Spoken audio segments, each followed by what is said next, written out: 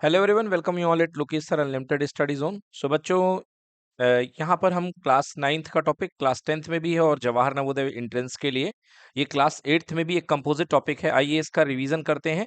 ये एक quick revision class है और चलिए टॉपिक स्टार्ट करते हैं। और आज की हमारे टॉपिक है मेटल एंड नॉन मेटल, और इसमें आने वाले सभी इंपॉर्टेंट पॉइंट को हम आपको बताएंगे और सारे इसके की पॉइंट्स भी आपके साथ में डिस्कस करेंगे। तो सबसे पहले बात होती है मेटल क्या होते हैं बच्चों। तो मेटल क्या होते हैं, सबसे पहले बेटा एलिमेंट का क्लासिफिकेशन जो एनिसेंट टाइम में हमारे ऋषियों ने किया था वो दो वैरायटी में किया था, है ना। तो एलिमेंट जो है दो वैरायटी में बांटे गए थे, एक मेटल में और दूसरा नॉन मेटल में। उसके बाद में बेटा जैसे जैसे साइंस डेवलप होती गई तो मेटल आए, मेटलॉइड आए, नॉन मेटल्स आए और बहुत सारे अलग अलग ग्रुप बने। आप जैसे केमिस्ट्री की पीरियोडिक टेबल में देखते हैं तो बहुत सारे ग्रुप दिखाई देते हैं। तो यहाँ पे मेटल की डेफिनेशन पढ़ते हैं, those element which forms positive ion. तो सबसे पहला क्लिक यहाँ पे होता है कि मेटल वो होते हैं, ऐसे एलिमेंट होते हैं जो पॉजिटिव आयन बनाते हैं। पॉजिटिव आयन कब बनता है बेटा? पॉजिटिव आयन तब बनता है जब कोई इलेक्ट्रॉन को डोनेट करता है। मतलब बेटा मेटल क्या होते हैं? ये इलेक्ट्रॉन डोनर होते हैं। ओके, इलेक्ट्रॉन डोनर, ऐसे एलिमेंट जो इलेक्ट्रॉन डोनर होते हैं। और बेटा इलेक्ट्रॉन डोनेट करने वाले कैसे आयन बनाएंगे? Positive ions. कैसे आयन बनाएंगे? Positive ion. तो मेटल जितने भी होते हैं बेटा ये पॉजिटिव आयन बनाते हैं और इलेक्ट्रॉन डोनर को ही हम बोलते हैं बेटा इलेक्ट्रोपॉजिटिव। इलेक्ट्रोपॉजिटिव। तो बेटा all metals are electropositive element. Okay, by losing their electron. हाँ, लूज करना या डोनेट करना एक ही बात है। By losing electron are called metal. ये क्या करते हैं? इलेक्ट्रॉन को लूज करते हैं, इनको हम मेटल कहते हैं। For example you know copper, aluminium, sodium etcetera. अब बच्चों मेटल की दो प्रॉपर्टी बहुत इंपॉर्टेंट होती हैं। सबसे पहले ये फिजिकल प्रॉपर्टीज, मतलब ऊपरी तरीके से मेटल आपको दिखाई कैसे देते हैं ऊपर। फिजिकल अपीयरेंस मतलब बेटा बाहरी चीजें। तो मेटल के अंदर फिजिकल स्टेट देखिए बेटा, अगर हम बात करें मेटल की फिजिकल स्टेट की तो mostly all the metal are in which state? Solid state except mercury. बेटा all the metals except mercury, mercury को छोड़ करके बेटा मोस्ट ऑफ द मेटल जो होते हैं वो किस में होते हैं बेटा? सॉलिड स्टेट में होते हैं। केवल एक मरकरी ही है बेटा जो रूम टेम्परेचर पे लिक्विड स्टेट में होता है। बाकी सारे मेटल बेटा रूम टेम्परेचर पे किस स्टेट पे होते हैं? सॉलिड स्टेट पे, राइट। देन सेकेंड मेटल की प्रॉपर्टी होती है लस्टर। लस्टर मतलब बेटा होता है चमकदार होना। लस्टर मतलब चमकदार। बेटा जितने भी मेटल होते हैं दे हैविंग शाइनी अपीयरेंस, चमकदार अपीयरेंस होता है। This shiny appearance is known as metallic lustre. इस शाइनी अपीयरेंस को हम मेटेलिक लस्टर बोलते हैं। That's why metals are used for making jewellery and decorations. Metal जो होता है वो ज्वेलरी और डेकोरेशन बनाने के लिए इस्तेमाल किए जाते हैं। Next property is malleability. You know malleability means, बेटा अगर आप एक चांदी का गिट्टा ले लें, चांदी का एक ब्लॉक ले लें, आप इसको पीट पीट करके कई किलोमीटर की चांदी की पतली पन्नी बना सकते हैं। और उसी पतली पन्नी का यूज आपने देखा होगा वर्क जो होती है मिठाइयों में लगाई जाती है ना। चांदी की वर्क बनाई जाती है। या आपने देखा होगा कुछ खाना वगैरह पैक कराने के लिए आपने देखा होगा एल्यूमिनियम की फॉइल आजकल खाने में पैक करके रैप करके एल्यूमिनियम में आप बर्गर वगैरह लेकर के आते हैं। Okay, so this is called malleability. The property of beating a metal with hammer into sheets, into thin sheets is called malleability. Gold and silver are the most malleable metal. Gold and silver are the most malleable metal. बेटा जो gold होता है वो highly malleable है, उसके बाद silver का number आता है, right. About ductility, what is ductility? Ability to be drawn in thin wire. मतलब बेटा एक मेटल होता है उसको आप खींच करके, अगर आप प्लास से पकड़ करके मेटल को खींचोगे, प्लास से पकड़ करके, इधर से भी प्लास से पकड़ लो और इधर से भी प्लास से पकड़ लो, अगर आप इसको खींचोगे तो जैसे च्युइंगम बेटा पतला पतला होता जाता है ना, ऐसे ये आपका मेटल भी पतला होता जाएगा। So the property that allows metal to be drawn into thin wire is called ductility. Gold and silver are the most ductile metal. Copper and aluminium wires are used in electric fitting. Gold और silver महंगे होते हैं ना, सो इसलिए copper and aluminium wire का इस्तेमाल किया जाता है। हमारी जो ट्रांसमिशन लाइन होती है बेटा सिंपल जो बाहर लगी होती हैं, जो हम लोग को ट्रांसमिशन लाइन मतलब इलेक्ट्रिक पावर सप्लाई के लिए जो तार आती है बेटा किसकी बनी होती है? एल्यूमिनियम की। किसकी बनी होती है? एल्यूमिनियम की, राइट। क्योंकि कॉपर बहुत महंगा पड़ता है ना, और सिल्वर उससे भी ज्यादा महंगा और सबसे ज्यादा महंगा गोल्ड है, तो एल्यूमिनियम सस्ता है, इस वजह से एल्यूमिनियम की वायर्स यूज की जाती है। नाउ कंडक्टिविटी, कंडक्टिविटी मतलब क्या होता है बेटा? कंडक्टिविटी का मतलब होता है अपने अंदर से इलेक्ट्रॉन को फ्लो कराने की पावर। तो ये बेटा फ्री इलेक्ट्रॉन्स हुआ करते हैं मेटल के अंदर, और मेटल के अंदर बेटा इनको इलेक्ट्रॉन को फ्लो कराने के लिए मेटल बहुत अच्छा पाथ प्रोवाइड करते हैं। मतलब मेटल कहता है चलो हमारे अंदर से, हम तुमको सहायता दे रहे हैं। So metal are good conductor, yes this nature is called conductivity, this nature is called conductivity. Metal are good conductor of which heat and electricity. They quickly transmit heat from one end to the another end. Silver is the best conductor followed by gold. बेटा देखो silver best conductor है, पहला कौन सा है? Gold है, gold के बाद कौन है? सिल्वर है। कॉपर एंड एल्यूमिनियम, ठीक है, गोल्ड कॉपर एंड एल्यूमिनियम, नहीं नहीं उल्टा बोल गया मैं। सबसे पहले बेटा सिल्वर है, सिल्वर का सिंबल बेटा एजी है, एजी के बाद बेटा एयू है, एयू के बाद कौन सा है? कॉपर है, एंड कॉपर के बाद क्या है बेटा? एल्यूमिनियम है, ठीक है ना। तो ये बेटा ऑर्डर चलता है इसकी कंडक्टिविटी का, राइट, ये इसका कंडक्टिविटी का ऑर्डर है। कौन सी कंडक्टिविटी की बात हो रही है यहाँ पे? थर्मल कंडक्टिविटी की बात हो रही है। Metal are the good conductor of thermal as well as electric. Thermal conductivity मतलब हीट को ट्रेवल करने देना, इलेक्ट्रिक इलेक्ट्रिक कंडक्टिविटी मतलब करंट को ट्रेवल करने देना। Lead is the poorest conductor of heat. बच्चों याद रखना ये आ सकता है आपका एज ये क्या है? एक्सेप्शन है।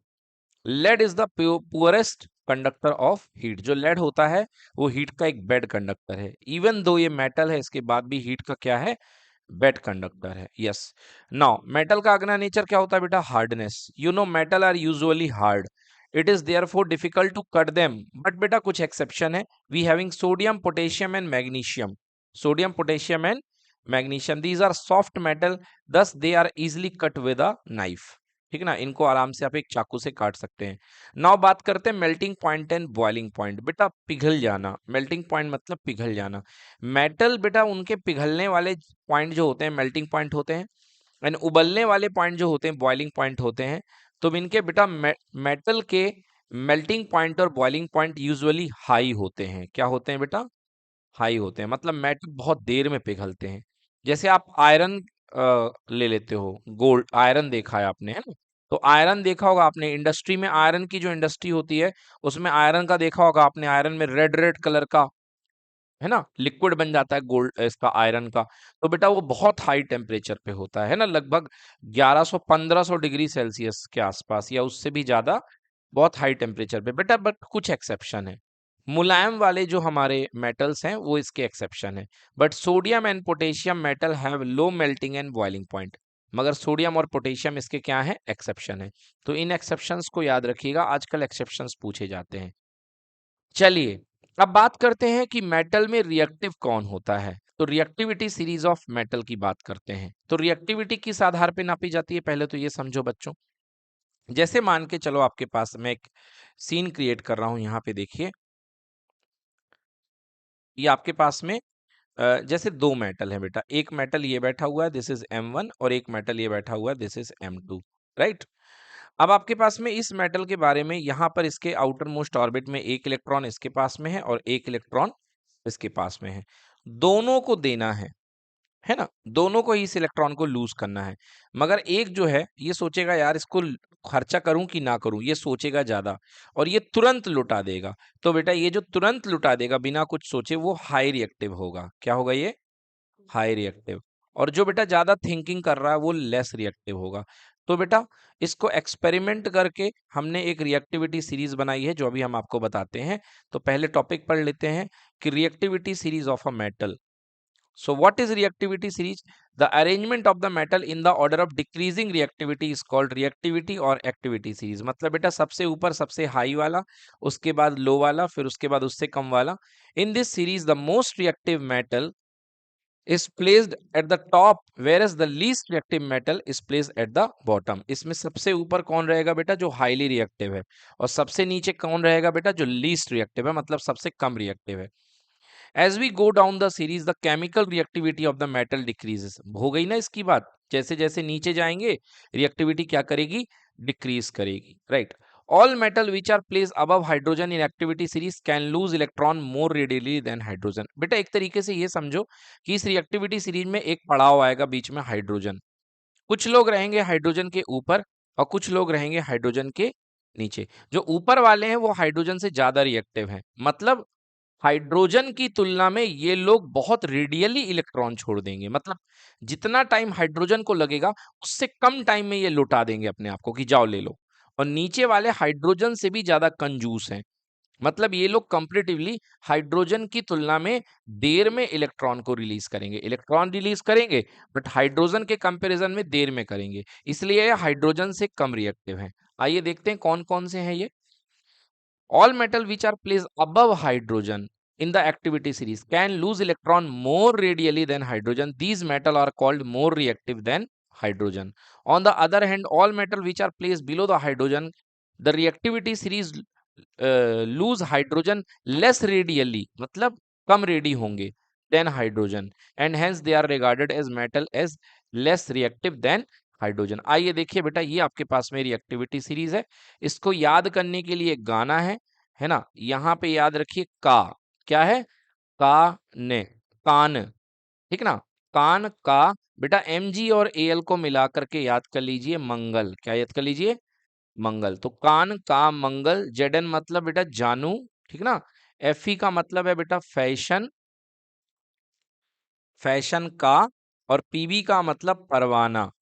और ये देखो आ गया हाइड्रोजन बीच में, ये पड़ गया पड़ाव, मतलब इसके ऊपर वाले हाइड्रोजन से ज्यादा रिएक्टिव है और नीचे वाले हाइड्रोजन से कम रिएक्टिव है, परवाना है ना। और फिर यहाँ पे Cu मतलब क्यों, ठीक है ना। फिर इसके बाद है जी, क्यों है जी, इसके बाद है आज, और एयू का मतलब आओ, एयू का मतलब आओ, बस आप। और इसके बाद एक चीज जोड़ दो, है नहीं यहाँ पे, पता लगाना है, पता लगाना है। और पता लगाना का मतलब बेटा प्लेटिनम ना, यहाँ पे प्लेटिनम नहीं है बट पीटी का मतलब पता। यहाँ पे मैंने गंदा सा लिखा, मैं अब साफ साफ लिख करके आपको याद भी करवा देता हूँ। देखिए आपको मैंने क्या कहा, आपको मैंने ये कहा, कान का मंगल जानू, फैशन का परवाना है ना। और फिर क्यों है जी, आज आओ, पता लगाना है, ठीक ना, पता लगाना है। चलिए अब आइए, इसके मैं लिख रहा हूं बेटा, कान है, सबसे पहले क्या आया, के, का यानी कि पोटेशियम, और फिर ना मतलब बेटा Na सोडियम, है ना। फिर इसके बाद का यानी कि Ca, है ना। फिर मंगल में दो लोग बैठे हैं, Mg और Al, मंगल। जानू मतलब जिंक, है ना। फिर फैशन, इस का कोई मतलब नहीं है। फिर क्या आ गया, परवाना यानी कि Pb, Pb means lead, Pb मतलब लेड। परवाना है मतलब हाइड्रोजन। ये देखिए यहां तक आ गए। क्यों है, क्यों है जी मतलब Hg मरकरी। आज मतलब कि सिल्वर, आज मतलब सिल्वर। आओ मतलब गोल्ड, है ना। और फिर लास्ट में पीटी प्लेटिनम, पता लगाना है मतलब प्लेटिनम। तो बेटा ये रिएक्टिविटी सीरीज है, अब आप इसको बड़े आराम से याद कर सकते हैं। ये देखिए रिएक्टिविटी सीरीज, ठीक है ना। इस गाने को याद कर लीजिए, बोल बोल के 2-3 बार याद हो जाएगा। कान का मंगल जानू फैशन का परवाना है, क्यों है जी आज आओ, पता लगाना है, सो सिंपल। देखिए यहाँ पे क्या कह रहा है, due to reactive due to their high reactivity potassium and sodium react with moisture present in air. देखो बेटा, टॉप में आपके पास में पोटेशियम और सोडियम बैठे हुए हैं, मतलब ये मेटल में सबसे ज्यादा रिएक्टिव है, और पोटेशियम सोडियम से भी ज्यादा रिएक्टिव है। इसी का कारण है बेटा कि ये जो होते हैं, एयर के अंदर मॉइस्चर जो प्रेजेंट होता है, बच्चों याद रखना, ये एयर के अंदर जो बेटा H2O प्रेजेंट होता है, ये इससे H2O से भिड़ जाते हैं दोनों, मॉइस्चर से प्रेजेंट होता है, H2O से क्या हो जाते हैं, भिड़ जाते हैं, लड़ जाएंगे। Hence they are kept submerge in kerosene oil, और इसको इसके साथ H2O के साथ रिएक्ट करके क्या बर्न हो जाएंगे। Okay, due to high reactivity potassium sodium react with the moisture present in air, hence they kept submerge in kerosene oil. इसी वजह से इनको केरोसिन ऑयल के अंदर डुबा करके रखा जाता है, ठीक है ना, इनको केरोसिन ऑयल के अंदर डुबा करके रखा जाता है। Due to low reactivity copper silver gold etcetera usually do not react with acid.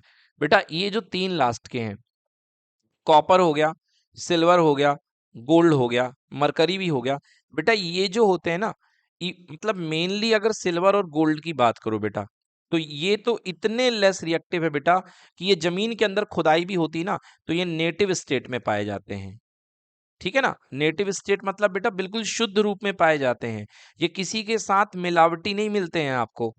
ठीक है ना, जहां मतलब इसकी खुदाई होती है और गोल्ड होता है, प्योर गोल्ड की चट्टानें आपको वहां पे मिलती हैं। गोल्ड का कोई और नहीं होता, वो खुद ही प्योर मिनरल की फॉर्म में पाया जाता है। समझ में आ गया? मतलब मिट्टी साफ करी और गोल्ड निकल आया। मगर बेटा ये ऊपर वाले जो होते हैं ये किसी ना किसी के साथ मिक्स फॉर्म में पाए जाते हैं। राइट, चलिए अब आती है बच्चों important chemical properties of metal. चलिए बच्चों अब बात करते हैं important chemical properties of metal. अब मेटल की हम वन बाय वन प्रॉपर्टी के बारे में बात करेंगे कि मेटल किससे रिएक्ट करके क्या करता है। बच्चों ये बहुत इंपॉर्टेंट है, आपके एग्जाम में क्लास 10 में भी पूछी जाती है और बाकी एग्जाम्स में भी पूछी जाती है। सबसे पहली रिएक्शन हम देखते हैं ऑक्सीजन के साथ। तो बेटा याद रखो कि कोई भी मेटल होगा, अगर वो ऑक्सीजन के साथ रिएक्ट करेगा, प्योर ऑक्सीजन के साथ, तो मेटल बेटा ऑक्सीजन के साथ रिएक्ट करके अपना ऑक्साइड बनाएगा। क्या बनाएगा बेटा? अपना oxide. That is called metallic oxide, that is called metallic oxide. और ये बेटा जो मेटेलिक ऑक्साइड होता है ना, ये इसका कैरेक्टर होता है बेसिक। बेटा ये बेसिक नेचर का होता है। ये किस नेचर का होता है? बेसिक नेचर का। आइए देखते हैं कि एग्जांपल देख लेते हैं। बेटा आप क्या ले लो? मैग्नीशियम पाउडर ले लो। ओके, मैग्नीशियम के रिबन को, पाउडर नहीं लो, मैग्नीशियम रिबन ले लो। मैग्नीशियम का बेटा एक मेटल आता है, उसका ऐसा एक रिबन होता है। और बेटा इसकी ऑक्सीजन के साथ रिएक्ट कराओ, मतलब आप इसको जला दो, बर्न करो। ऑक्सीडेशन करना या ऑक्सीजन के साथ किसी को ट्रीट करना, मतलब एयर में जो ऑक्सीजन प्रेजेंट होती है उसके साथ उसको जला देना। तो यहां पर जब आप इसको जलाते हैं बेटा, तो मतलब हाई स्पार्कलिंग लाइट के साथ ये बर्न हो जाता है और बन जाता है MgO। ट्वाइस MgO बनेगा बेटा, यदि देखा जाए इसकी बैलेंस रिएक्शन, तो बन जाएगा MgO, मैग्नीशियम ऑक्साइड। तो ये जो ऑक्साइड बना है बेटा, ये मैग्नीशियम का ऑक्साइड है और ये मेटेलिक ऑक्साइड है। मेटल का ऑक्साइड क्या कहलाता है ये बेटा? Metallic oxide. अब बात ये होती है कि इस मेटेलिक ऑक्साइड का नेचर क्या है। तो बेटा किसी भी ऑक्साइड का नेचर पता करने के लिए उसे आपको पानी में घोलना पड़ेगा। तो यहां पर आपने MgO को पानी में घोल दिया H2O में। राइट, तो जैसे ही बेटा आप MgO किस फॉर्म में होता है बेटा? सॉलिड फॉर्म में। पानी तो बेटा लिक्विड ही होता है। अगर जैसे ही आप इसको घोलोगे बेटा, तो ये बन जाएगा आपका aqueous solution MgOH whole twice. आप काउंट कर सकते हो, ऑक्सीजन दो हैं, ये देखो ये एक ऑक्सीजन के दो बंडल बाहर लगे हैं, हाइड्रोजन भी दो हैं तो दो हाइड्रोजन, बिल्कुल बैलेंस रिएक्शन है। ये बन जाएगा बेटा MgOH whole twice and this is in aqueous form. क्या है बेटा? ये एक्वस फॉर्म। और याद रखना बेटा, जिनके जिनके पास OH वाला पार्ट है वो क्या होते हैं? बेस होते हैं। क्या होते हैं ये? बेस होते हैं। अगर आप MgOH होल ट्वाइस में देखें तो ये बेटा आपके पास में OH वाला पार्ट मिल रहा है, इसको बोलते हैं हाइड्रोक्सिल ग्रुप। क्या बोलते हैं? हाँ, ये जो OH ग्रुप होता है बेटा, इसको बोलते हैं हाइड्रोक्सिल ग्रुप या हाइड्रोक्साइड ग्रुप। ठीक ना, हाइड्रोक्साइड ग्रुप। तो ये बेटा हाइड्रोक्साइड ग्रुप जो मिल रहा है ना, जो जो ये ग्रुप रखते हैं, वो क्या होते हैं बेटा? वो बेस होते हैं। वो क्या होते हैं? बेस। अब एसिड और बेस की कहानी तो हमने पढ़ी है। एसिड क्या होते हैं? जो सोल्यूशन में H प्लस आयन रिलीज करते हैं वो क्या होते हैं? एसिड होते हैं। क्या होते हैं? एसिड। और जो सोल्यूशन में OH माइनस आयन रिलीज करते हैं वो क्या होते हैं? बेस। तो देखिए, तो ये देखिए यहाँ पे जो अपने पास में MgOH होल ट्वाइस है, ये क्यों कौन सा आयन रिलीज करेगा? OH minus ion. ठीक है ना, इसलिए ये क्या कहलाएगा बेटा? ये बेस कहलाएगा।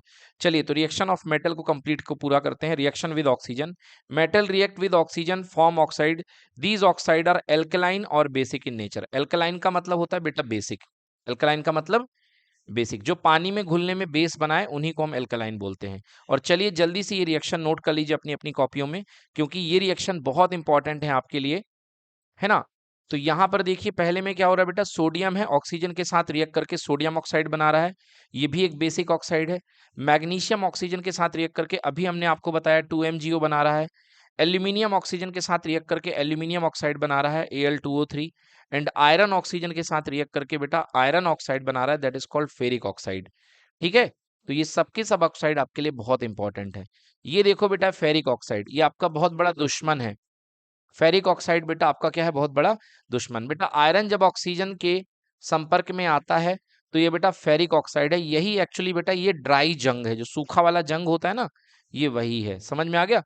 Fe2O3 नोट कर लें इसको। सो दिस इज कॉल्ड, ये जो जंग होती है, जो रस्ट होती है ब्राउन कलर की, ये वही है बेटा आयरन ऑक्साइड। बच्चों देखिए अगला हम टॉपिक पढ़ते हैं reaction with water. Reaction with water, तो बेटा रिएक्टिविटी सीरीज के अकॉर्डिंग जो है बेटा वाटर के साथ रिएक्ट करने का अलग अलग तरीके का बिहेवियर होता है। इन जितने भी अपने पास में ये मेटल हुआ करते हैं, इनका रिएक्शन वाटर के साथ अलग अलग तरीके से रिएक्ट क्या करते हैं। देखिए जैसे आपने देखा है ना अभी रिएक्टिविटी सीरीज में जो मैंने बताया, कान का मंगल जानू फैशन का परवाना है, इसको लिख लिया अपन ने ना? हाँ, ये देखिए मैंने रिएक्टिविटी सीरीज लिख दी। अब ऊपर देखिए बेटा, ऊपर जो आपके पास में ये टॉप रिएक्टिविटी वाले हैं, सोडियम एंड पोटेशियम, ठीक है ना बेटा? सोडियम एंड पोटेशियम, बेटा इनकी रिएक्टिविटी बहुत तेज है। मतलब ये बेटा ठंडे पानी से भी एक तरीके से रिएक्ट कर जाएंगे। जैसे जो लोग बहुत रिएक्टिव होते हैं, जो लोग जिनको नहाने का बहुत शौक होता है, उनके लिए पानी गर्म होना ठंड होना कोई फर्क नहीं रखता है। तो सोडियम और पोटेशियम बेटा इतने हाइपर एक्टिव हैं कि ये कोल्ड वाटर, यहाँ तक कि बेटा ये बर्फ के पानी के साथ भी रिएक्ट कर जाएंगे, बहुत एक्टिव है। बेटा जो कैल्शियम होता है ये गुनगुने पानी के साथ, कैल्शियम और मैग्नीशियम, ओके, ये आपके पास क्या होते हैं बेटा, ये गुनगुने पानी के साथ, मतलब ये थोड़ा सा वार्म वाटर कह लो, ओके, वार्म वाटर के साथ रिएक्ट करा करते हैं। एल्यूमिनियम जो है बेटा, थोड़ा सा एल्यूमिनियम और जिंक बेटा और गर्म पानी के साथ रिएक्ट करते हैं, ये कह लो हॉट वाटर। देखो फीलिंग बनाओ अपनी, बेटा ये ठंडे पानी से नहा रहे हैं, ये हल्के गुनगुने पानी से नहा रहे हैं, ये गर्म पानी से नहा रहे हैं। बेटा ये जो है यहां से ये लोग जो हैं, ये आयरन, ये कहेगा हमें तो नहाना नहीं है, हमें तुम एक काम करो स्टीम देके हमारा मुंह पूंछ दो। तो ये बेटा भाप के साथ रिएक्ट करेंगे, किसके साथ रिएक्ट करेंगे, भाप के साथ। और हाइड्रोजन बेटा यहां से ये लोग कहेंगे कुछ भी कर लो हमें नहाना ही नहीं है, मतलब नो रिएक्शन। क्या है बेटा इनकी, नो रिएक्शन। तो आप बिहेवियर देखिए इसका और उसको नोट कर लीजिए कि पानी के साथ इनके रिएक्शन का टाइप क्या है ना? तो पानी के साथ देखिए, कोल्ड वाटर के साथ जो बहुत एक्टिव हो, ठंडे पानी से भी, जैसे जिसको नहाना बहुत पसंद होता है उसके लिए ठंडी मैटर नहीं करती है, वो ठंडे पानी से भी नहा लेता है। तो सोडियम और पोटेशियम को यहाँ नहाना बहुत पसंद है। कैल्शियम और मैग्नीशियम को बेटा गर्मा गर्म पानी, हल्का सा वार्म वाटर गुनगुने पानी के साथ। बाकी एल्यूमिनियम और जिंक को बेटा आपको थोड़ा गर्म पानी देना पड़ेगा। आयरन की रिएक्शन कराने के लिए आपको स्टीम देनी पड़ेगी। मतलब यदि आप आयरन को, अगर आप यहाँ पे H2O दे रहे हो बेटा, तो H2O आपको किस फॉर्म में देनी पड़ेगी, स्टीम फॉर्म में। किस फॉर्म में बेटा, स्टीम फॉर्म में। मगर H2O का मतलब आपको भाप देनी पड़ेगी इसको, ठीक है ना? अगर आप H2O लिक्विड दे दोगे आप इसको, या यहाँ पे आइस कर दोगे, आइस के साथ क्या कह देगा, ना ना ना ना ना, नो रिएक्शन। बट आप यदि इसको स्टीम दो दोगे तो ये रिएक्शन कर देगा, ठीक है ना? और क्या बना देगा, इसका हाइड्रोजन गैस रिलीज कर देगा। थोड़ी देर में देखते हैं इसको। चलिए लिख लिया। चलिए देखिए बच्चों, तो रिएक्शन देखते हैं, reaction with water. Different metal have different metal have different difference metal behave differently in their reaction with water, जो मैंने आपको बता दिया अभी कि अलग अलग मेटल जो होते हैं अलग अलग तरीके से वाटर के साथ रिएक्ट करते हैं and evolve hydrogen. Okay, sodium react violently with water. तो देखो बेटा मैंने बताया कि सोडियम को नहाना बहुत पसंद है और पोटेशियम को भी नहाना बहुत पसंद है। तो देखिए बेटा ये अपना हाइड्रोक्साइड बनाएगा सोडियम, और साथ में कौन सी गैस रिलीज करेगा बेटा, हाइड्रोजन। तो जितने भी बेटा, ये कोडिंग लिख लीजिए आप। कोड क्या बनेगा बेटा, आप यहाँ पे आपका कोड बन सकता है कि metal with water is equal to metal hydroxide plus hydrogen. मगर बेटा ये देखना कुछ का अलग होता है, ये देखो आप यहाँ पे, जैसे सोडियम है बेटा, सोडियम वाटर के साथ रिएक्ट करके अपना हाइड्रोक्साइड बना रहा है, ठीक है ना? That's why sodium is called alkali metal. Sodium को क्या बोलते हैं, अल्कली। जो अपना हाइड्रोक्साइड बनाते हैं, हाइड्रोक्साइड बेस, तो जो बेस बनाते हैं बेटा वो अल्कली होते हैं। ये देखो मैग्नीशियम भी अल्कली है क्योंकि यहाँ पे हाइड्रोक्साइड बना रहा है। मगर देखो जिंक की रिएक्शन, जिंक की जो रिएक्शन है वो अलग तरीके से, बट बेटा जिंक की रिएक्शन देखिए आप, जिंक की रिएक्शन आपको आनी चाहिए बेटा। जिंक की रिएक्शन बेटा वाटर के साथ, देखो स्टीम के साथ हो रही है, ठीक है ना? तो मैंने आपको बताया था कि बेटा आयरन और जिंक आपने देखा था, ये देखिए यहाँ पे जिंक जो होता है हॉट वाटर के साथ भी करेगा तो स्टीम के साथ भी करेगा। तो जिंक की रिएक्शन अगर आप स्टीम के साथ यदि कराएंगे तो बेटा यहाँ पे देखिए रिएक्शन बन रहा है, जिंक का ऑक्साइड बन रहा है प्लस हाइड्रोजन गैस इवॉल्व हो रही है। मतलब हाइड्रोजन गैस तो हर केस में निकलेगी, बट कहीं पर आपका ऑक्साइड भी बन रहा है, ठीक है ना? और एल्यूमिनियम के केस में क्या बन रहा है, एल्यूमिनियम हाइड्रोक्साइड। मतलब ये भी अल्कली है, ये भी अल्कली है और ये भी अल्कली है। जो अपना हाइड्रोक्साइड बना रहे हैं उनको हम क्या बोलेंगे, अल्कली। मगर जिंक जो है बेटा, जिंक ऑक्साइड बना रहा है, ठीक है ना? जिंक पानी के साथ रिएक्शन करके अपना हाइड्रोक्साइड नहीं बना रहा है, जिंक पानी के साथ रिएक्शन करके क्या बना रहा है, अपना ऑक्साइड बना रहा है। नोट कर लीजिए, ओके। और ये देखिए, copper silver and gold AU being least reactive metal they do not react with water, जो मैंने आपको बताया कि कॉपर, सिल्वर और गोल्ड जो होते हैं किसी हालत में पानी के साथ रिएक्शन नहीं करेंगे। समझ गए? नोट करो। तो यहां पर देखा आपने बच्चों कि किस तरीके से रिएक्शन होती है वाटर के साथ मेटल की, और रिएक्शन जब वाटर के साथ हुई है मेटल की तो अपने अपने हाइड्रोक्साइड बनाए हैं और हाइड्रोजन गैस तो हर हाल में रिलीज करी है, ठीक है ना। यह हाइड्रोजन गैस फर्स्ट केस में इतनी ज्यादा अमाउंट में रिलीज होती है और इतनी वॉलेंटरी रिलीज होती है कि जो सोडियम होता है ना, आग पकड़ लेता है। तो सोडियम के आग पकड़ने का रीजन ये है कि वो कि हाइड्रोजन गैस बहुत ही वायलेंटली रिलीज होती है, बहुत जोर से होती है। चलिए नेक्स्ट बात करते हैं रिएक्शन विद एसिड। तो एसिड की रिएक्शन हम करा रहे हैं किसके साथ? मेटल के साथ। तो पहले कोडिंग देख लीजिए कि अगर कोई भी आपके पास में मेटल है, अगर आप इसके साथ में एसिड की रिएक्शन कराएंगे बेटा, तो आपके पास में क्या बनेगा बेटा? आपके पास में बनेगा मेटेलिक सॉल्ट। क्या बनेगा? Metallic salt. और प्लस हाइड्रोजन गैस रिलीज हो जाएगी, प्लस हाइड्रोजन गैस रिलीज हो जाएगी। चलिए देख लेते हैं। तो आपके पास में एक मेटल है, जिंक ले लो बेटा, और जिंक के साथ एसिड की रिएक्शन कराओ। तो मैं एक डाइल्यूट एसिड ले लेता हूं, HCl। क्या ले लेता हूं? HCl। तो बेटा यहाँ 2HCl लेना पड़ेगा क्योंकि मुझे हाइड्रोजन निकालनी है, और हाइड्रोजन जब भी निकलेगी बेटा H2 के फॉर्म में निकलेगी, क्योंकि हाइड्रोजन का मॉलिक्यूल क्या होता है? H2। और यहाँ पर क्या बन जाएगा बेटा? ZnCl2, zinc chloride. ये एक सॉल्ट है बेटा, जिंक क्लोराइड का सॉल्ट बन जाएगा। तो आपने क्या देखा? Metal which are more reactive than hydrogen. Yes, metal which are more reactive than hydrogen evolve hydrogen on reaction with acid. Copper, silver and gold do not react with dilute hydrochloric acid, but copper react with sulfuric acid and nitric acid. Copper जो होता है sulphuric और nitric acid के साथ react करता है। देखो बच्चों, होता क्या, मैकेनिज्म क्या हो रही है, इस चीज को समझो। कुछ हो रहा है और वो समझने वाली चीज है। देखिए क्या हो रहा है। देखिए जिंक जो है, जिंक प्लस 2HCl हमने कहा, ओके। तो जिंक ने HCl के अंदर से हाइड्रोजन को छुड़ा लिया, इसको बोलते हैं रिप्लेस करना, डिस्प्लेस कर देना। और हाइड्रोजन को डिस्प्लेस कर दिया H2 की फॉर्म में, इससे हाइड्रोजन को छुड़ा करके, और क्या बना लिया? ZnCl2। तो क्यों कर लिया? क्योंकि बेटा रिएक्टिविटी सीरीज में जिंक यानी कि जानू जो है हाइड्रोजन के ऊपर है। ऊपर है कि नहीं है? अगर आप रिएक्टिविटी सीरीज देखें तो देखिए जिंक ऊपर है और हाइड्रोजन कहाँ है? नीचे है। इसलिए जिंक ने हाइड्रोजन को धक्का मार दिया। बट बेटा यदि आप ऐसी रिएक्शन कराएं, कॉपर, देखिए आप ऐसी रिएक्शन कराएं, कॉपर प्लस 2HCl, बताइए क्या कॉपर हाइड्रोजन को धक्का मार पाएगा? अब नहीं मार पाएगा, क्योंकि कॉपर खुद हाइड्रोजन के नीचे बैठा हुआ है। यस कि नो? इसलिए कॉपर हाइड्रोजन को यहां पे रिप्लेस नहीं कर पाएगा। तो इस रिएक्शन का रिजल्ट होगा नो रिएक्शन। इस रिएक्शन का रिजल्ट क्या होगा? No reaction. यस देखिए, तो आइए कुछ एग्जाम्पल देख लेते हैं हम लोग। देखिए क्या है एग्जाम्पल यहाँ पे। ऑल्दो विद नाइट्रिक एसिड, अब नाइट्रिक एसिड देखो इसकी बात बाद में करेंगे, पहले आप मैग्नीशियम का एग्जाम्पल देखो। Magnesium plus 2HCl equal to MgCl2 plus H2, मतलब मैग्नीशियम क्लोराइड प्लस हाइड्रोजन। दूसरा रिएक्शन देखें, 2Na यानी कि sodium plus 2HCl equal to 2NaCl plus hydrogen. ये भी नॉर्मल रिएक्शन हो गई। जिंक के साथ तो मैंने आपको रिएक्शन दिखाई दी अभी वाली, ठीक है ना। अब देखते हैं, यस ये नोट कर लीजिए, और इसके साथ अब ये वाला पॉइंट आपके काम का है। Although with nitric acid metal except magnesium and manganese do not evolve with evolve hydrogen. देखना भाई, ये चीज याद रखने वाली है, एक तरीके से आप इसको रट लो। क्या रटना है इसमें?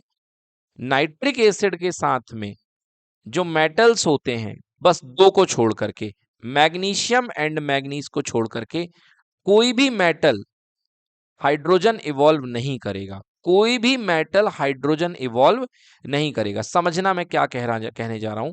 जैसे मान लो आपने बेटा जिंक की रिएक्शन कराई, किसके साथ? नाइट्रिक एसिड के साथ। नाइट्रिक एसिड क्या होता है बेटा? HNO3। नाइट्रिक एसिड होता है HNO3। अब आप मान के ये चलोगे, क्योंकि आपके सर ने पढ़ा रखा है कि बेटा जब भी मेटल की रिएक्शन एसिड के साथ कराओगे तो क्या रिलीज होगी? हाइड्रोजन। नो, भूल जाना बिल्कुल बेटा। समझ गए? जिंक जो HNO3 है, ये हाइड्रोजन रिलीज नहीं करेगा जिंक के साथ में। मतलब जिंक जो है हाइड्रोजन को डिस्प्लेस नहीं कर पाएगा, क्योंकि HNO3 होता है एक स्ट्रॉन्ग ऑक्सीडाइजिंग एजेंट। ये स्ट्रॉन्ग ऑक्सीडाइजिंग एजेंट होता है। समझ में आया? स्ट्रॉन्ग ऑक्सीडाइजिंग एजेंट, ठीक है ना। देखो क्या होता है बेटा, हाइड्रोजन को रिलीज करवाने के लिए जिंक को अपने इलेक्ट्रॉन देने पड़ते हैं। जिंक को अपने इलेक्ट्रॉन क्या करने पड़ते हैं?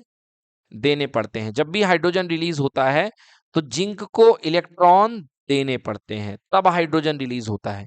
मगर यहां पर ऐसा नहीं हो पाता है, इसलिए हाइड्रोजन रिलीज नहीं होगा। उल्टा यहां पे जिंक ऑक्सीडाइज हो जाएगा। जिंक क्या हो जाएगा? ऑक्सीडाइज हो जाएगा। ठीक है, अब ये बेटा आगे की क्लासेस की कहानी है, बस केवल अभी आप इतना याद कर लो।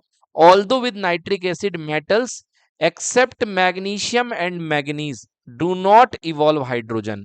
HNO3 के साथ केवल और केवल दो मेटल खेल दिखाते हैं।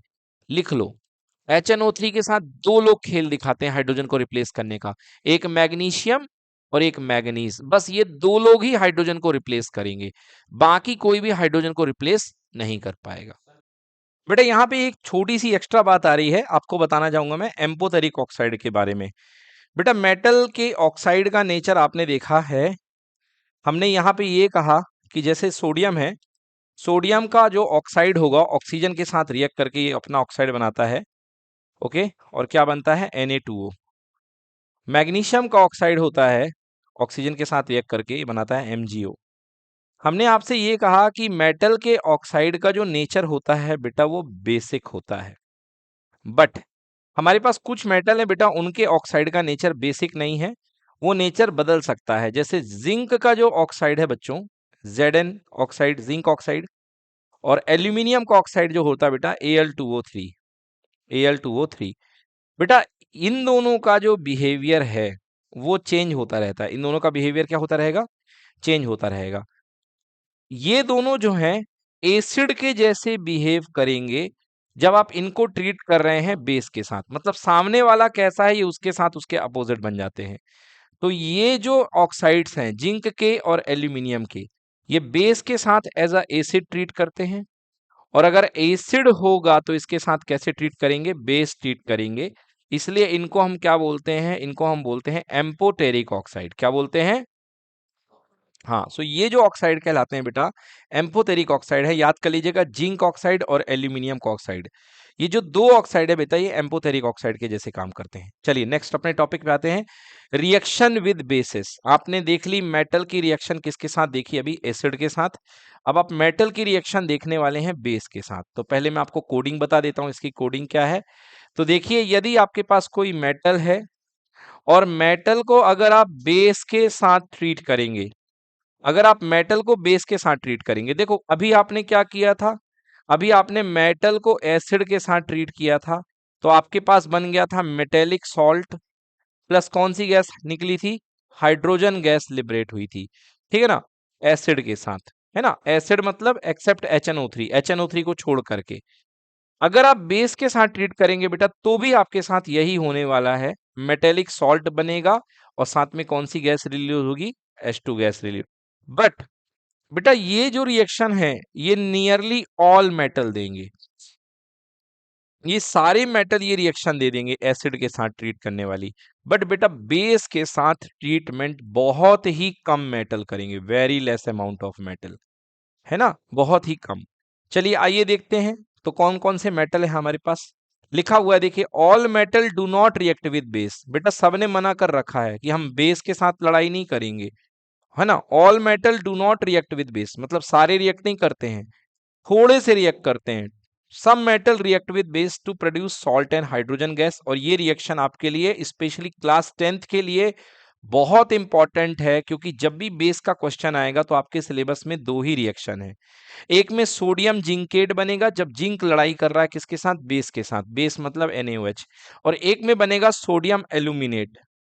ओके, फॉर्मूला याद रख लीजिएगा, Na2ZnO2, और एक में बनेगा NaAlO2। तो दोनों रिएक्शन नोट कर लीजिए, एक में सोडियम जिंकेट बन रहा है, एक में सोडियम एल्यूमिनेट बन रहा है, और दोनों में हाइड्रोजन गैस रिलीज हो रही है, नोट करें। चलिए देखिए बच्चों, नेक्स्ट रिएक्शन देखते हैं। अगली रिएक्शन का नाम है डिस्प्लेसमेंट रिएक्शन और डिस्प्लेसमेंट रिएक्शन। तो इस रिएक्शन का कोड वर्ड क्या है? यहां पर बेटा एक हाईली रिएक्टिव मेटल रहेगा और यहां पर एक बेटा मेटेलिक सॉल्ट रहेगा, मेटेलिक सॉल्ट रहेगा। या मेटेलिक सोल्यूशन रहेगा, एक्वस सोल्यूशन या सॉल्ट ही रहेगा, और वो किस फॉर्म में रहेगा बेटा, एक्वस फॉर्म में।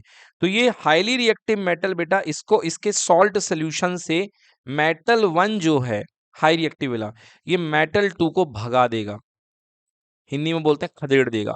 तो इसको बेटा ये खदेड़ देगा, खुद जा करके दोस्ती कर लेगा, खुद अपना सॉल्ट बना लेगा, समझ गए। तो अपना मेटल 1 मतलब M1 जा करके अपना सॉल्ट क्रिएट कर लेगा और M2 को अलग थलग कर देगा। आइए देखते हैं कैसे।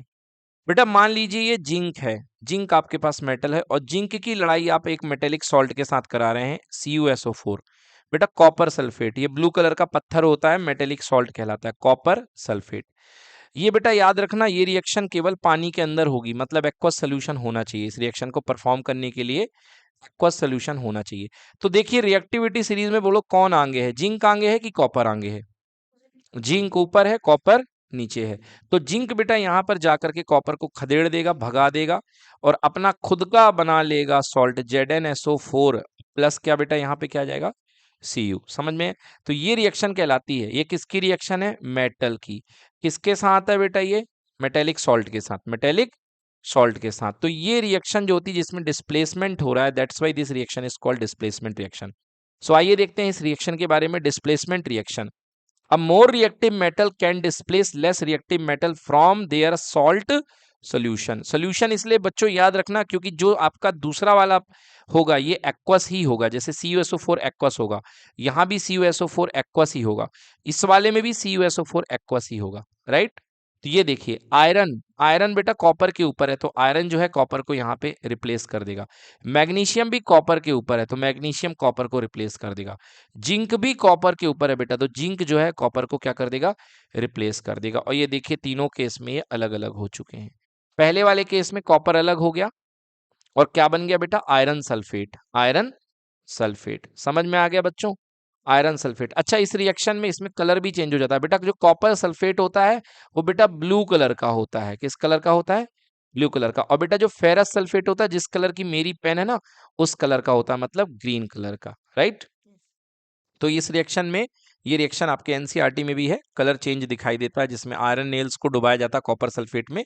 तो बेटा कॉपर सल्फेट जो होता है, कॉपर उसके ऊपर डिपॉजिट हो जाता है आयरन के ऊपर। चलिए सो ये हो गया अपना डिस्प्लेसमेंट रिएक्शन। अब बात करते हैं यूज ऑफ मेटल्स के। तो यहाँ पे ये रिएक्शन हमारी पूरी हो चुकी है, इंपॉर्टेंट रिएक्शन।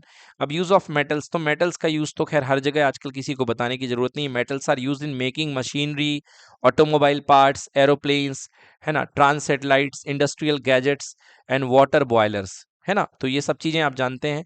नॉन मेटल, बात आती है नॉन मेटल क्या होते हैं। अभी तक हमने पढ़ा मेटल क्या होते हैं, अब पढ़ते हैं नॉन मेटल क्या होते हैं। तो मेटल के इंट्रोडक्शन में आपने क्या पढ़ा था, मेटल वो एलिमेंट होते हैं जो इलेक्ट्रॉन को लूज कर देते हैं। क्या कर देते हैं इलेक्ट्रॉन को, जो इलेक्ट्रॉन छोड़ करके अपने पॉजिटिव आयन बनाते हैं। ऑब्वियसली बेटा जो देता है ना वो प्लस में होता है, और जो लेता है वो क्या किस में होता है, माइनस में। तो नॉन मेटल क्या होते हैं बेटा, ये इलेक्ट्रॉन खुद खा लेते हैं, ये इलेक्ट्रॉन को ले लेते हैं और क्या बनाएंगे बेटा, निगेटिव आयन, क्या बनाएंगे। That's why metal are called electropositive, ये मेटल होते हैं इलेक्ट्रोपॉजिटिव। और नॉन मेटल क्या होते हैं बेटा, इलेक्ट्रोनिगेटिव, क्या होते हैं, इलेक्ट्रोनिगेटिव। समझ में आ गया। So non metal are electronegative, yes. So चलिए रीड करते हैं, these element, those element which form negative ion by gaining electron are called non metal। Example, कुछ एग्जाम्पल की बात करते हैं बेटा नॉन मेटल की। कार्बन हो गया, आयोडीन हो गया, सल्फर हो गया, ऑक्सीजन हो गया, हाइड्रोजन हो गया। बेटा ये सब नॉन मेटल के एग्जाम्पल हैं। बेटा दुनिया में जितनी भी गैसेस हैं सब के सब नॉन मेटल हैं। दुनिया में जितनी भी गैसेस हैं बेटा वो सब के सब क्या है, नॉन मेटल। मतलब जितनी भी गैसेस एलिमेंट है सबके सब नॉन मेटल हैं। जितने भी लिक्विड एलिमेंट हैं सबके सब नॉन मेटल हैं एक्सेप्ट मरकरी। जितने भी लिक्विड एलिमेंट हैं वो सबके सब नॉन मेटल हैं एक्सेप्ट मरकरी। मरकरी बस जो है वो लिक्विड होने के बाद भी क्या है, मेटल है। समझ में आ गया। एक एक एक लिक्विड आपको मैं, एक लिक्विड एलिमेंट नॉन मेटल का नाम बताता हूँ, बताइए क्या होगा एक लिक्विड नॉन मेटल। आंसर बदल बताइए आप लोग, एक लिक्विड नॉन मेटल क्या होगा, ब्रोमीन। क्या होगा, हाँ ब्रोमीन बेटा लिक्विड फॉर्म में भी एग्जिस्ट करती है ना, और गैसियस फॉर्म में भी। चलिए बात करते हैं फिजिकल प्रॉपर्टी। तो जो आपने पढ़ा बेटा वहां पर इसका उल्टा बोलते जाना है आपको, फिजिकल प्रॉपर्टी। तो बताइए जो नॉन मेटल होंगे मेलेबल होंगे क्या, नो। क्या नॉन मेटल डक्टाइल होंगे क्या, no. So non metal are neither malleable nor ductile. Yes, तो मेलेबल नहीं है, डक्टाइल नहीं है, इनको आप पीट पीट के चद्दर नहीं बना सकते हो, इनको आप खींच के तार नहीं बना सकते हो। However diamond is an allotropic form of carbon, it is ductile nature since it is quite hard. बेटा देखो, हार्डनेस के मामले में मैंने कहा था कि मेटल ज्यादा हार्ड होते हैं, बट एक्सेप्शनली कार्बन का बनने वाला एक इलेक्ट्रोप जो डायमंड है, वो बेटा नेचुरली हार्डेस्ट सबस्टांस है। मतलब नेचर में जो हार्डेस्ट सबस्टांस पाया गया है बाय नेचर, वो कौन है बेटा? डायमंड है। समझ गए ना? तो वैसे सारे के सारे नॉन मेटल जो होते हैं वो ब्रिटल होते हैं। ब्रिटल मतलब फोड़ो और टूट जाएंगे। मगर बेटा इसका एग्जाम्पल है, सॉरी इसका एक्सेप्शन है। कौन है exception? Diamond. Next, brittleness. Brittleness का मतलब क्या होता है बेटा? देखो, दो नेचर होते हैं। एक, कूटो किसी को तो वो फैल जाए, जैसे लोहे के गिट्टे को ले लोगे, इसमें हथौड़ा मारोगे तो बेटा ये फूटेगा नहीं, ये आपका लंबा हो जाएगा, फैल जाएगा। दूसरा, अगर आप एक कोयला ले लें और कोयले के ऊपर पत्थर मारेंगे तो ये फूट जाएगा, पाउडर हो जाएगा। तो बेटा इस नेचर को बोलते हैं ब्रिटलनेस। क्या बोलते हैं इसको? ब्रिटल। तो बेटा जितने भी नॉन मेटल होते हैं, non metal are brittle in nature, non metal are brittle in nature. So these non metal are brittle in nature. For instance sulphur is a brittle solid. बेट सही बात है, सल्फर को अगर कूटोगे तो it breaks into pieces. If it is hammered then it is break into the pieces. Next, physical state. तो physical state बेटा नॉन मेटल की तीनों होती हैं, सॉलिड भी होती है, लिक्विड भी होती है और गैस भी होती है। Most of the non metal are soft if solid. Only diamond, an allotropic form of carbon, is the hardest known substance. Next, lustre की बात करते हैं बेटा, तो आयोडीन एक एक्सेप्शन है। आयोडीन जो होता है बेटा वो लस्चरस होता है। आयोडीन क्या होता है? लस्चरस होता है। बाकी आयोडीन को छोड़ करके जितने भी नॉन मेटल हैं सब बेटा उनमें कोई प्रकार की लस्टर मतलब चमक नहीं पाई जाती है। सबके सब नॉन मेटल जो होते हैं गंदले से दिखते हैं, गंदे से। समझ गए ना? सबके चमक नहीं है बिल्कुल, है ना? जैसे बिना धुले कपड़ों में चमक नहीं होती, वैसे नॉन मेटल होते हैं। Non metal do not have lustre, that is shining surface नहीं होती है। However diamond, graphite form of carbon and iodine have lustre. Graphite में भी लस्टर होती है बेटा, बहुत स्मूथ होता है ग्रेफाइट, है ना? भले ही ये नॉन मेटल है। तो एक्सेप्शन याद रखिएगा, लस्टरस में नॉन मेटल के एक्सेप्शन कौन कौन से हैं? Graphite and iodine, graphite and iodine. Electrical and thermal conductivity, you better know non-metal are the poor conductor of heat and electricity, but there is one exception, graphite, that is allotropic form of carbon, is a good conductor of electricity. Graphite is a non-metal as it is made of carbon, so it is a non-metal even though it is a good conductor of carbon, a good conductor of electricity.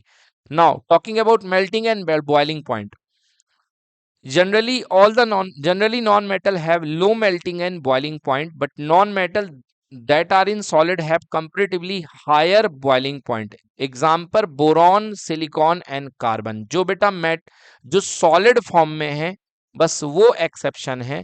Boron, silicon और carbon का जो boiling point है उनके ज्यादा है, but याद रखिएगा उनके मेल्टिंग पॉइंट नॉन मेटल के सबके कम है, मतलब जल्दी से पिघल जाएंगे। या example, note the gases like nitrogen, oxygen and carbon dioxide etc which are constitute air are all poor conductor of electricity. अरे ये तो हर बच्चे को पता है भाई, गैसेस गैसेस तो पुअर कंडक्टर होंगी ही। कैसे? गैस जो होती है उनमें तो इलेक्ट्रिसिटी फ्लो हो नहीं सकती है। So gases are the poor conductor of electricity, और ऑब्वियसली गैसेस क्या होती है? Non metal. चलिए बात करते हैं chemical properties of non metal. तो बेटा मैंने आपको बताया कि जो नॉन मेटल होते हैं वो इलेक्ट्रॉन को एक्सेप्ट करते हैं और क्या बनाएंगे? Negative ion. जो नॉन मेटल होते हैं वो इलेक्ट्रॉन को एक्सेप्ट करेंगे और क्या बनाएंगे? Negative ion. चलिए देखिए, आपके पास कोई नॉन मेटल है एक्स, और ये नॉन मेटल एक्स जो है ये 4 इलेक्ट्रॉन खा लेता है। सपोज, वैसे 2 भी खा सकता है, आप चाहें तो 2 लिख लें। तो अगर ये एक्स 2 इलेक्ट्रॉन एक्सेप्ट कर लेता है बेटा, तो इसके ऊपर आ जाएगा चार्ज x-2, x-2। तो ये बन चुका है बेटा नेगेटिव आयन, और नेगेटिव आयन को बोलिए एन आयन। क्या बोलेंगे? An ion. सो बेटा नेगेटिव आयन का नाम होता है एन आयन।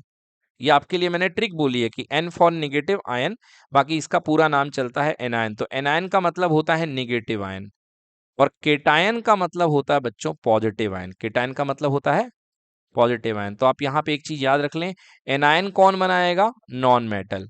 और केटायन कौन बनाएगा? मेटल। केटायन कौन बनाएगा? मेटल। मतलब मेटल केटायन बनाते हैं, नॉन मेटल एनायन बनाते हैं। So let's read it. The chemical properties of non metal is due to their electronegative nature, that is tendency to gain electron in their valence to achieve their configuration nearest noble gas. बस ये जान लीजिए यहाँ पे कि यहाँ पर जो है कोई भी आपके पास में नॉन मेटल है वो इलेक्ट्रॉन को गेन करना चाहता है, इलेक्ट्रॉन को गेन करना चाहता है, ठीक है। Next, reaction with oxygen. अब नॉन मेटल की मैं ऑक्सीजन के साथ रिएक्शन बनाता हूं। आपने जिंदगी में बहुत देखी है नॉन मेटल की ऑक्सीजन के साथ रिएक्शन। बेटा ये देखिए, कार्बन, कार्बन मींस कोयला है, पेट्रोलियम है, व्हाटएवर जो भी है। अगर ये ऑक्सीजन के साथ आप इसको बर्न करते हो तो क्या बनाएगा बेटा? CO2। अगर आप सल्फर को बर्न करोगे ऑक्सीजन के साथ तो क्या बनाएगा बेटा? SO2। तो ये बेटा क्या बनाते हैं? ऑक्साइड्स बनाते हैं। क्या बनाते हैं ये? ऑक्साइड। क्लियर? तो बहुत ही सिंपल है यहाँ पे। Non metal react with oxygen, non metal react with oxygen to form non metallic oxide, non metallic oxide, ठीक है ना। तो नॉन मेटेलिक ऑक्साइड बनाएगा। और एक और खास बात बच्चों, यहाँ पे देखो, ये नॉन मेटेलिक ऑक्साइड जो बन रहा है इसका नेचर देख लो आप लोग। ये कार्बन है बेटा, कार्बन ने ऑक्सीजन के साथ रिएक्ट किया, कार्बन ने ऑक्सीजन के साथ रिएक्ट करके अपना बना लिया क्या? CO2। तो ये बेटा जो CO2 है, अगर आप इसको पानी के साथ मिला दें, H2O के साथ, तो बेटा ये बना लेता है H2CO3, H2CO, जो कि एक एसिड है, वीक एसिड है। यही है बेटा कार्बोनेटेड वाटर, कोका कोला, समझ गए ना? यही पड़ता है बेटा कोल्ड ड्रिंक बनाने के लिए, H2CO3। तो ये आपके पास में क्या बन रहा है बेटा? एसिड बन रहा है। तो एक चीज और क्लियर हो जाती है यहाँ पे कि नॉन मेटल के ऑक्साइड का जो बिहेवियर होता है वो क्या होता है? एसिडिक होता है। तो मेटल के ऑक्साइड बेसिक होते हैं और नॉन मेटल के ऑक्साइड एसिडिक होते हैं, ठीक है ना। तो जो हम कोल्ड ड्रिंक्स पीते हैं उसमें कार्बोनेटेड वाटर होता है, यही H2CO3, और वो एसिडिक होता है। तो जब आप कोल्ड ड्रिंक पीते हैं तो आपके दांत जो होते हैं किटकिट किटकिट बिल्कुल साफ ऐसे हो जाते हैं ना, इसी एसिड की वजह से। एसिडिक इन नेचर, तो लिखा हुआ है non metallic oxide which are acidic in nature. The acidic non metal oxide turn blue litmus to the red. हाँ सही बात है, बिल्कुल सबको पता है कि जो एसिड होता है वो क्या करता है? ब्लू को रेड करता है। एसिड क्या होता है? ब्लू को रेड करता है। यदि भूल गए हो तो याद करो अनिल को। किसको याद करो? अनिल। एसिड नीले को लाल करता है, तो नीले को इंग्लिश में क्या बोलते हैं? ब्लू। और लाल क्या होता है? रेड। तो एसिड जो होगा, तो इस तरीके से अगर आप कार्बन डाइऑक्साइड के सोल्यूशन को अगर ब्लू लिटमस पेपर में रगड़ोगे तो क्या हो जाएगा? वो रेड हो जाएगा। क्या हो जाएगा? वो रेड हो जाएगा। चलिए नेक्स्ट, रिएक्शन विद वाटर। अरे भैया नॉन मेटल क्यों रिएक्ट करेगा वाटर के साथ? ना के बराबर। नॉन मेटल, कोयले को डाल दो पानी के अंदर, क्या कोई रिएक्शन होगी? No. Non metal do not react with water और steam to evolve hydrogen gas. Non metal react नहीं करेगा पानी के साथ। क्यों नहीं करेगा? अरे भैया पानी के साथ जो रिएक्ट करेगा, अगर जैसे कोई मेटल है वो पानी के साथ रिएक्ट करना करता है, तो क्यों रिएक्ट करता है? क्योंकि उसको हाइड्रोजन को निकालना होता है। आई हाइड्रोजन को निकालने के लिए मेटल को क्या देने पड़ेंगे? इलेक्ट्रॉन देने पड़ेंगे। और मेटल इलेक्ट्रॉन देने के लिए रेडी है, मगर नॉन मेटल तो खुद में लुटेरा है, वो भला क्यों देगा हाइड्रोजन को इलेक्ट्रॉन की जाओ तुम अलग हो जाओ? नहीं दे सकता ये। तो नॉन मेटल तो खुद ही बैठा हुआ है लेने के लिए, लूटने के लिए, इसलिए ये वाटर के साथ कोई रिएक्शन नहीं करेगा। तो यहाँ पे लॉजिक दिया हुआ है, this is because non metal can not give electron to hydrogen in water and therefore hydrogen gas can not be release. समझ गए? इसलिए नॉन मेटल कभी पानी के साथ कोई रिएक्शन नहीं करेंगे। अब मेटल एंड नॉन मेटल, अब देखिए अभी आपने देखी मेटल की रिएक्शन किसके साथ, मेटल की रिएक्शन आपने किसके साथ देखी थी? एसिड के साथ। अब आप देखिए नॉन मेटल की रिएक्शन एसिड के साथ, ठीक है ना। तो बेटा जो नॉन मेटल होते हैं ना, ये जो मेटल हुआ करते हैं, ये वीक एसिड के साथ भी लड़ जाते हैं। समझना इस डिफरेंस को। जो मेटल होते हैं ये बड़े भोले भाले होते हैं, तो मेटल जो होते हैं बेटा वो वीक एसिड के साथ भी लड़ जाते हैं। ये लड़ जाते हैं और क्या बना देते हैं बेटा? Metallic salt plus hydrogen gas को लिबरेट कर देते हैं। मगर जो बेटा नॉन मेटल होते हैं, अगर आप नॉन मेटल की लड़ाई वीक एसिड से कराएंगे तो ये नो रिएक्शन, उनको कुछ नहीं होगा। नॉन मेटल को आप वीक एसिड में डाल देंगे, उनको कुछ नहीं होगा। तो बेटा नॉन मेटल के लिए आपको अगर नॉन मेटल की लड़ाई करानी है तो आपको यहां पर स्ट्रॉन्ग एसिड लगेंगे, टॉप क्लास के एसिड। टॉप क्लास के एसिड कौन कौन से हैं बेटा? H2SO4 है, और कौन है? HNO3 है। ये दो टॉप क्लास के एसिड है, HNO3 यानी नाइट्रिक एसिड और H2SO4। तो आइए देखते हैं नॉन मेटल क्या रिएक्ट करते हैं, देखिए क्या लिखा हुआ है, non metal do not react with dilute acid. वही बात जो मैंने करी कि नॉन मेटल जो होते हैं ये इतने सीधे नहीं होते हैं कि ये डाइल्यूट एसिड के साथ रिएक्ट करें और हाइड्रोजन गैस रिलीज करें। The reason is that non metal is an electron acceptor. Non metal electron को एक्सेप्ट करते हैं और हाइड्रोजन प्लस आयन निकालने के लिए उनको इलेक्ट्रॉन देना पड़ेगा, जो कि वो प्रोवाइड नहीं कर सकते हैं। It can not supply electrons to H plus ions of acid to reduce them to hydrogen gas. तो फिर क्या होगा बेटा, तो ऑक्सीडेशन होगा। क्या होगा बच्चों, ऑक्सीडेशन। 10, देखिए तो नॉन मेटल जो होते हैं, it can not displace hydrogen gas from acid but on heating concentrate acid these form oxides और सॉल्ट। अब ये रिएक्शन आप लोग याद कर लीजिए, ये प्योर रटने वाली रिएक्शन है। देखिए आप पहली रिएक्शन में सल्फर की रिएक्शन हो रही है कॉन्सेंट्रेट H2SO4 के साथ और सल्फर ऑक्सीडाइज हो चुका है। देखो हाइड्रोजन नहीं निकल रहा है, ऑक्सीजन खिला दिया गया है सल्फर को, है ना। सल्फर ऑक्सीडाइज हो गया है और 2H2O लिक्विड अलग हो गया। इसी तरीके से यहाँ पे देखिए, यहाँ पे भी H2SO4 प्लस NO2, ये रिएक्शन, हाँ, सो सल्फर के साथ HNO3 की रिएक्शन हुई है तो H2SO4 मतलब कि सल्फ्यूरिक एसिड बन गया है और NO2 और H2O गैस निकल गई यहाँ पे। फॉस्फोरस के साथ H2SO4 की रिएक्शन में H3PO4 बन गया है, मतलब फॉस्फोरिक एसिड। किसी भी रिएक्शन में आपको हाइड्रोजन गैस बनती नहीं दिख रही है, मतलब हर रिएक्शन में क्या हो रहा है बेटा, ऑक्सीडेशन हो रहा है। हर रिएक्शन में क्या हो रहा है, ऑक्सीडेशन। तो बेटा नॉन मेटल में अगर आप ट्रीट कराओगे एसिड को तो ऑक्सीडेशन हो जाएगा। बस इतनी जानकारी काफी है, बाकी ये ज्यादा इंपॉर्टेंट नहीं है ये रिएक्शन। बस इतना आपको जानकारी रखना है कि यहाँ पे ऑक्सीडेशन हो जाएगा। रिएक्शन विद बेसिस, बेटा नॉन मेटल ने एसिड के साथ तक मना कर दिया लड़ाई करने के लिए। मोस्ट ऑफ द बेसिस के साथ भी बेटा ये रिएक्शन नहीं देते हैं और ये जो रिएक्शन देते हैं वो बहुत कॉम्प्लेक्स होती है। Some non metal react with bases but no hydrogen gas is produce. The reaction of most metal with bases are complex. बेटा यहाँ पे मेटल नहीं लिखना था, यहाँ पे नॉन मेटल लिखना था। नोस्ट non metal with bases is complex. Displacement reaction देख लीजिए, non metal also show displacement reaction like metal. तो बिल्कुल जैसे नॉन मेटल भी डिस्प्लेसमेंट रिएक्शन शो करते हैं। जैसे यहाँ पे क्लोरीन है एंड NaBr है। ओके, Na क्या है, Br है। बेटा सोडियम ब्रोमाइड है, तो क्लोरीन की रिएक्टिविटी बेटा ब्रोमीन से ज्यादा है। तो क्लोरीन क्या करेगी, ब्रोमीन को खदेड़ दिया यहाँ पे और क्लोरीन ने क्या बना लिया, NaCl एंड Br2। चलिए अब जल्दी से एक यहाँ पे क्लासिफिकेशन है, इसमें मुझे कुछ बताने जैसा है नहीं। फिजिकल प्रॉपर्टी और केमिकल प्रॉपर्टी में दोनों में डिफरेंस है और ये एग्जाम में बहुत बार पूछा गया है, तो आप एक बार इसको रिकॉल कर लें।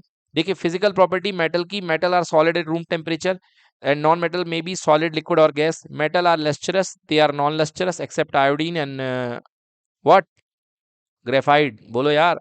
They are metallic and ductile, malleable and ductile. Non-metal are non-malleable, not ductile. They are sonorous. These are not sonorous. They are good conductor of heat and electricity.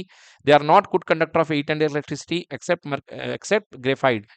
They have the high tensile strength. वही खींच दो बढ़ जाएंगे. They have low tensile strength. These are hard. These are soft. These are very strong. These are not very strong. They having high melting point and boiling point. They having low melting point and boiling point. Let's talk about chemical reaction. Yes, they have form a basic oxide. On treating with oxygen, they form a basic oxide. Okay, or dissolving with water form bases. These bases are called alkali. Like 4Na plus O2 equal to 2Na2O और इस Na2O को पानी के साथ मिला दिया तो क्या बन गया, 2NaOH। Important reaction class 10th, ये रिएक्शन इंपॉर्टेंट है। यस, यहां पर आपको बताया गया नॉन मेटल को, नॉन मेटल कैसे ऑक्साइड बनाते हैं बेटा, acidic oxide and also neutral oxide. Acidic oxide like CO2, SO2, these are acidic, but carbon monoxide, nitrogen dioxide and nitrous oxide are neutral oxide. Extra knowledge. Yes, metal displaces hydrogen with acid.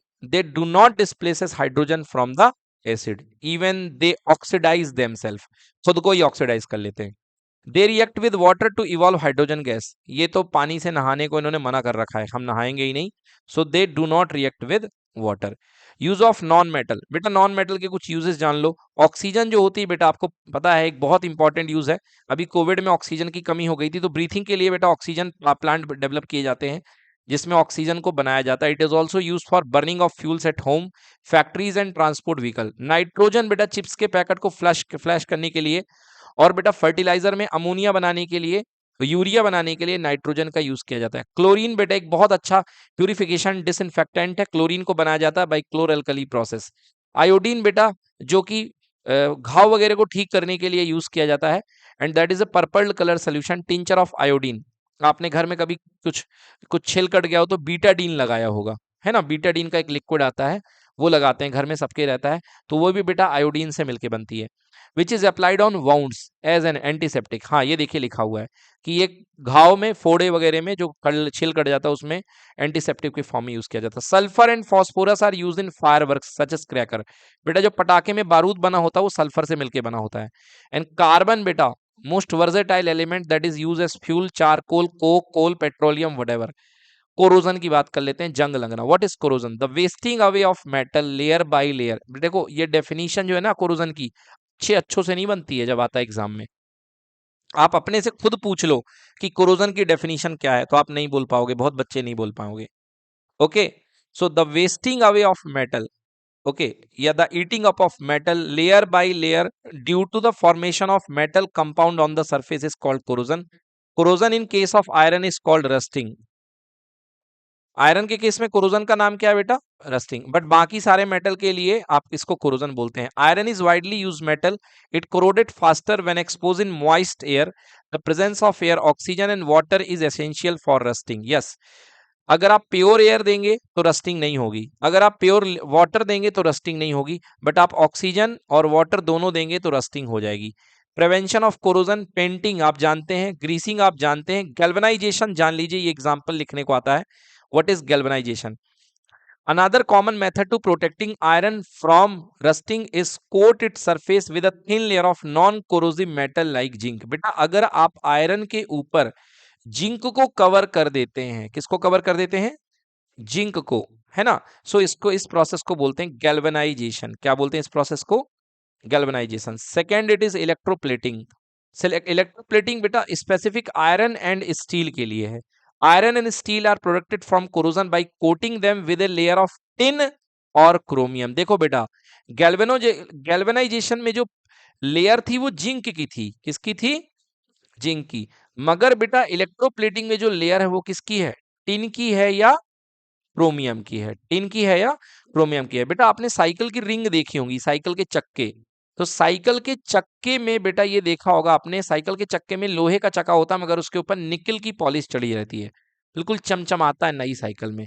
तो वो जो rim होती है बेटा वो निकल की paste इसके ऊपर चढ़ी रहती है। So this is called electroplating हुई है। क्या हुई है? इलेक्ट्रोप्लेटिंग। बेटा आपके घर में जो चम्मच आते हैं ना, कुछ कुछ आयरन के चम्मच भी होते हैं मगर बढ़िया चमका करते हैं ना, तो उनके ऊपर बेटा क्रोमियम की प्लेटिंग या टिन की प्लेटिंग कर दी जाती है। Which are resistant to corrosion? This is done by electroplating. A thin layer of tin is deposited on the inner surface of the iron container, makes them safe for storing food. बेटा जो बड़े बड़े टंकी वगैरह आती हैं जिसमें आप लोग सामान रखते हैं, उनको प्लेटिंग कर दिया जाता है। बड़े बड़े बर्तन आते हैं। एलॉइंग, एलॉइंग मतलब बेटा कुछ मेटल का एलॉय बना देते हैं। ये देखो स्टेनलेस स्टील, जो घर में थालियां होती है बेटा, उनमें क्या होता है बेटा, आयरन में मिला करके कुछ, some metal when alloyed with another metal become more resistant to the corrosion. जब एक मेटल में दूसरे मेटल को मिला दिया जाता है या नॉन मेटल को मिला दिया जाता है तो उनका कोरोजन बहुत धीरे से होता है। When alloyed with chromium and nickel forms stainless steel, it resistance to the corrosion and does not rust at all. तो इसको मिलाने पर इसका कोरोजन नहीं होता है और रस्टिंग नहीं होती है।